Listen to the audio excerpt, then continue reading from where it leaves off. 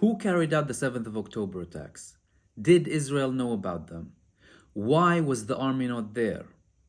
Why did they choose the 7th of October? Start off with, the 7th of October attacks were announced by a man called MahmoodOD, who is the military commander of Izz-ad-Din al-Qassam brigades, which is the military wing of Hamas. MahmoodOD is a son of refugees from a Palestinian village that Israel ethnically cleansed after 1948. He had his last picture taken just over 30 years ago. He's very much a shadow person. Israel had him on the top most wanted list for decades now. They tried to assassinate him several times, including a failed attempt in 2014. In that attempt, some people say that he was injured, including in other attempts. Some people say he lost a leg or lost an eye. Some people say he was seen bleeding, taken away from the scene, etc. But in 2014, Israel murdered his wife, who was 26 years old at the time, and his infant, Ali, who was 7 months old, and his daughter, Sarah, who was 4 years old at the time. Like many Hamas leaders who were mostly refugees, who mostly witnessed massacres when they're young, and who mostly faced ongoing oppression from Israeli authorities. Why did he choose the 7th of October? Many people speculate, especially in the Arab world, that the 7th of October was chosen because it's one day after the 6th of October. What happened on the 6th of October? On the 6th of October, Egypt started a war in 1973 to recapture and take back its occupied Sinai Peninsula from Israel. And they succeeded. The war ended with them getting back their land and with a peace treaty. So I think choosing the 7th of October was something symbolic that, Egypt had its 6th of October, we have our 7th of October. However, the Palestinian issue isn't really the same thing as the Egyptian issue. But to clarify on that and to give you a bit more information, I'm going to tell you what this man said. So MahmoodOD announced this on Saturday morning, 7th of October. What did he say exactly? He published a 6-minute statement that I translated part of, the most crucial part, the initial one, to kind of clarify why they actually attacked Israel. In that message, he said, "The occupying administration still holds thousands of our heroic prisoners and commits the ugliest forms of oppression, torture, and humiliation against them. Many of our prisoners have been in prison for over 20 years. Tens of them, males and females, have been dying from cancer and other diseases, many of which have died as a result of deliberate medical negligence and are deliberately being sentenced to a slow death. Many of our proposals for a humanitarian prisoner swap have been rejected. Every day, occupation forces break into our villages and towns in the West Bank, wreaking corruption, storming into peaceful houses, killing, injuring, breaking, and imprisoning. Hundreds have been killed and injured this year due to these crimes. At the same time, they grab thousands of acres of lands and pull people out of them, out of their homes and lands, and build settlements on top of them.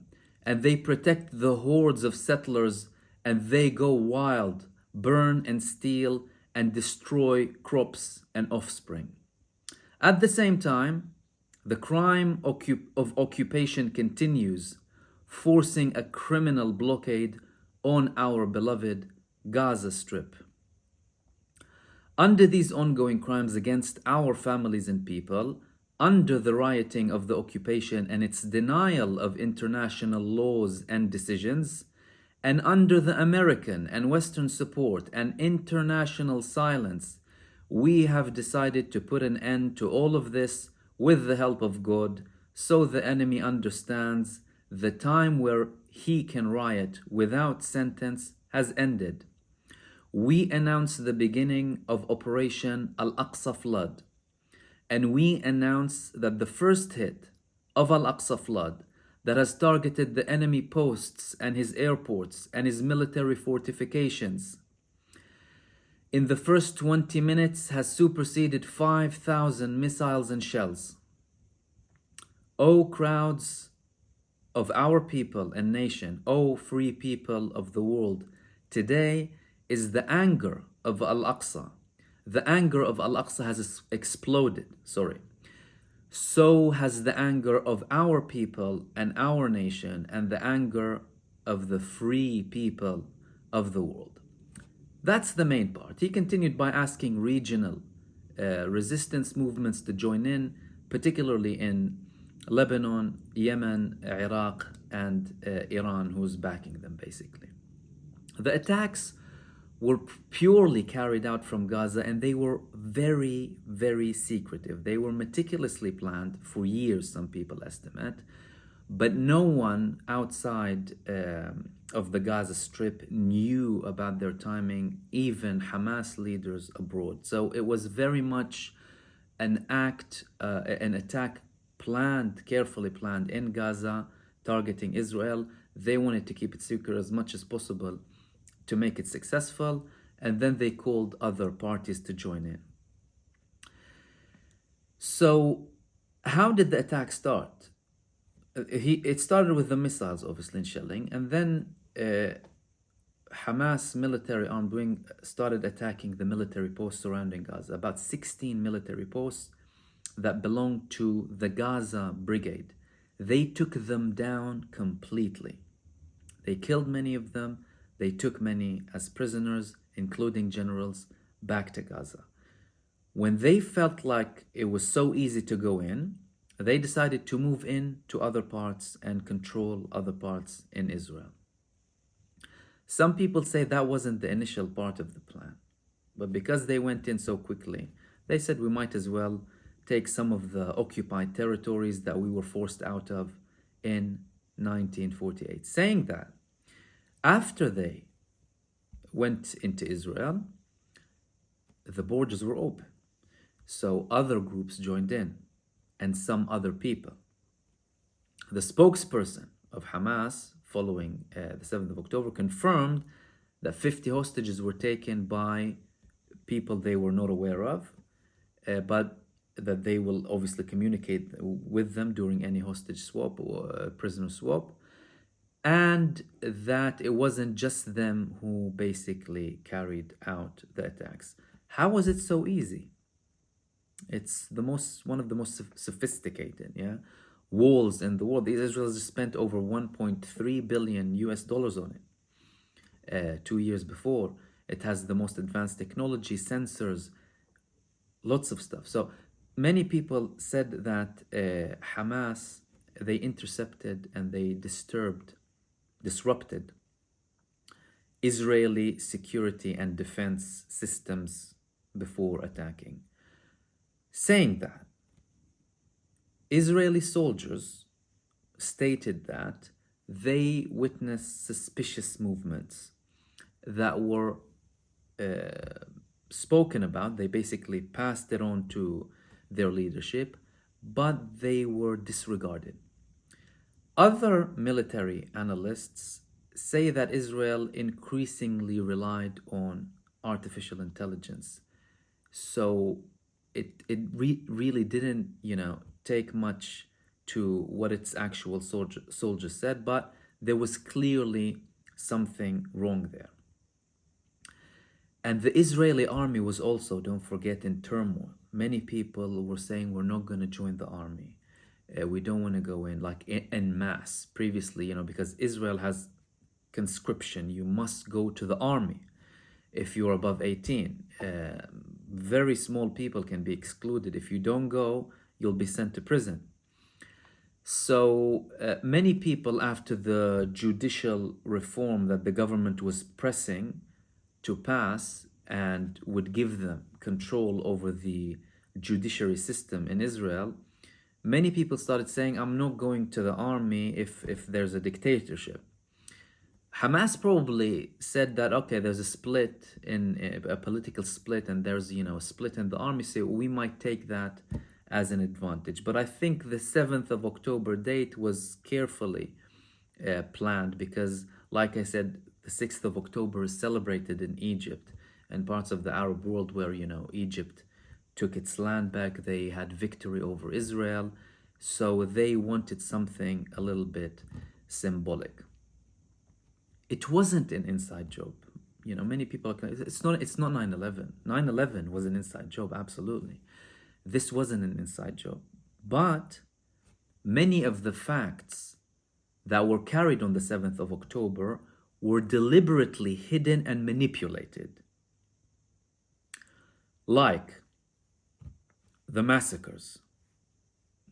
Many people, I published a video about the massacres, and how Haaretz published an article about an Israeli investigation saying, yes, indeed, helicopters shot at Israeli civilians en masse. The babies beheaded, completely debunked immediately after it was published. Nothing of the sort. Israeli army confirmed that as well. Rape charges, official Israel, official IDF, they completely took that out of the investigation because there were no rapes taken place. Israeli hostages, Israelis who were held temporarily by Hamas, they also claimed that they didn't target us. Israelis were killed because of crossfire between the two parties. So why did the mainstream media adopt this narrative? Well, because they wanted to save Israel. Israel took such a massive military hit, it annihilated them. And the idea that, it's the most strong army in the Middle East and all these things. So they wanted to label it as a terror attack immediately so that Israel can have the upper hand when it comes to the media, selling it to the public. And some people viewed it as that in the beginning, although we knew exactly what was going on. Also, the same companies, the same countries and mainstream media that were buying this official Israeli narrative that disregarded the Israeli witness statements and what happened, they belong to the same political and media elite. Most of the media is controlled by Rupert Murdoch, a criminal Zionist who led many to believe that wars are great. He led Britain to Brexit. He led Britain to the Iraq war through his tabloids and newspapers. And the same thing carries on. Not just, even people who don't claim that they're mainstream media, like Piers Morgan, for example, they're owned by Rupert Murdoch and this Zionist empire of lies, basically, to justify their atrocities. Secondly, the countries that are supporting Israel, they have a massive history of colonization. America, massive history of colonization, genocide, enslavement, mass killings, whether it's Britain, America, France, the Netherlands, and that was just 100 years ago, not long ago, really. So it's not surprising. Secondly, if anyone is thinking that they're going to get the actual truth from mainstream media, that's extremely naive. Mainstream media isn't made to make you aware and question and be productive with your thinking. It's made to manipulate you and control you to serve bigger interests. It's meant to keep you in check. So that, in short, I hope I was a little bit comprehensive yet brief at the same time, is what happened on the 7th of October. If any of you have any more questions or would like me to elaborate on anything else, drop me a comment below, and I will hopefully see you soon in another video. Take care.